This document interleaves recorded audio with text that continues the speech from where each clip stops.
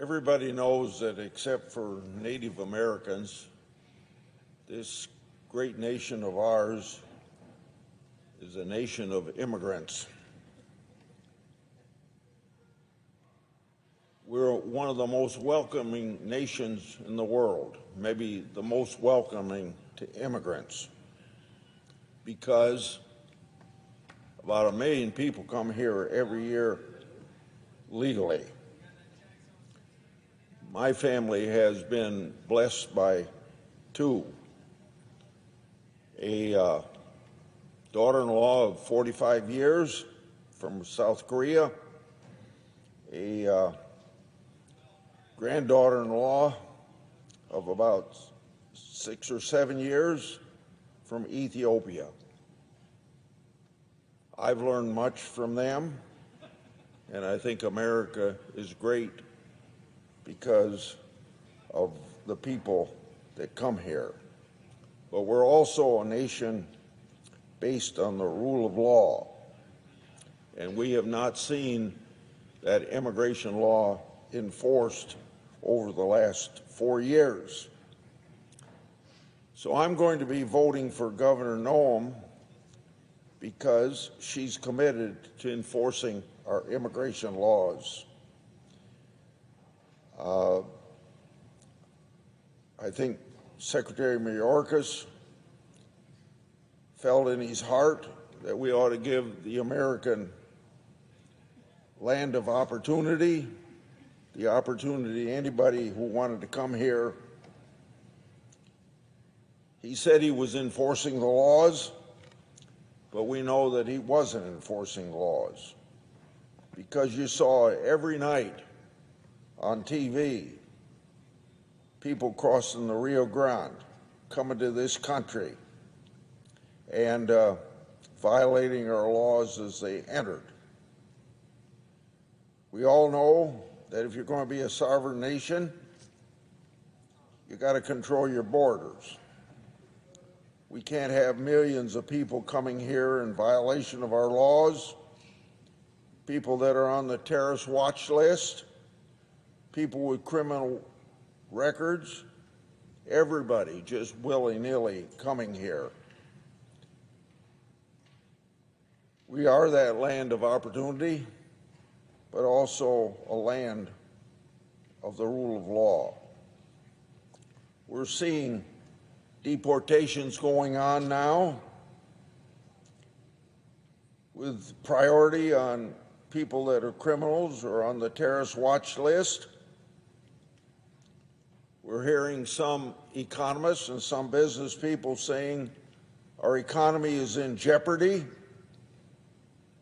if we deport these people, but no employer is going to hire somebody on the terrorist watch list if they know that they are. No employer is going to hire somebody with a criminal record if they know about that criminal record. So let's talk about the impact of deportation on the economy after people with criminal records, after people that are on the terrorist watch list, and the 1 2/10 or 1 3/10 million people that have been adjudicated that they did not meet the test of our law that they could legally be in this country. And to have those 3 categories of people deported, then maybe let's talk about the impact on the economy after that. But I think that's quite a few months down the road. One other reason that I'm voting for Governor Noem, and this is a repeat of what I said last night on the floor of the United States Senate in regard to Pete Sethler being chairman or being Secretary of Defense. When these people that are nominees come to my office, I point out to them a couple things. Number one, I always say you're going to be asked if you'll answer our letters.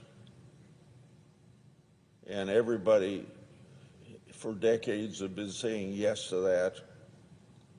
And I point out to them how they ought to really say maybe, because I use the last 4 years of the Garland Department of Justice as an example, showing these nominees when they come to my office of a file of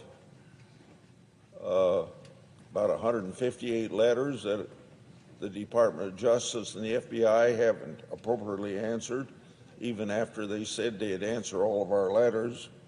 Now, that may be a tongue-in-cheek maybe, quote unquote, maybe, when I tell them that, but I think we have a responsibility to make sure that in our constitutional job of oversight to see that the laws are faithfully executed, that we, when we contact the administration, we think things are wrong, that we're entitled to an answer.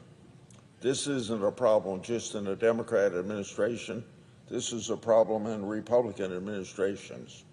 So I asked the new Secretary of Defense that issue. He said he was going to be diligent about that, and I discussed the same thing with Governor Noem as well, because we ought to have our cooperation of the executive branch of government in Congress doing its job of oversight. I'm satisfied that Governor Noem will, to the best of her ability, help us with our oversight responsibilities and even help us get answers to those left over from the Biden administration. I think Governor Noem is very well qualified to be Secretary of Homeland Security. I wish her well in the enforcement of law and re-emphasize that border security is very important, not only for the sovereignty of this great nation of ours, because you can't be a sovereign nation if you don't control the borders, and secondly, for our national security, because you can't have people on the terrorist watch list coming to this country and invading us, and also for law enforcement, because you can't have people with criminal record coming to this country. It's a big job that's left over from the last 4 years of a Secretary of Homeland Security that wasn't enforcing the law.